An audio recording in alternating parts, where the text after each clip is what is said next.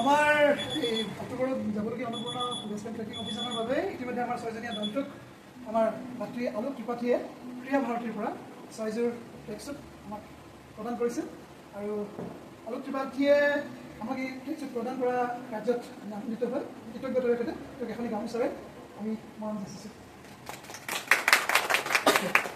আৰু লগতে আজি আমাৰ মাজত উপস্থিত আছে আমাৰ সবিতা বাইদেউ, যাৰ আঙুলি ধৰি আমি পৰ্বতৰোহণৰ কফ আৰম্ভ কৰিছিলোঁ। সবিতা বাইদেউক আমাৰ যোনে এখন গামোচা পিন্ধায়। আৰু লগতে আছে এদিকে আমাৰ মাজত আছে বিনীতা মালাকৰ বাইদেউ, বিনীতা মালাকৰ বাইদেউক আমাৰ গৌৰাংগই এখন গামোচা পিন্ধায়।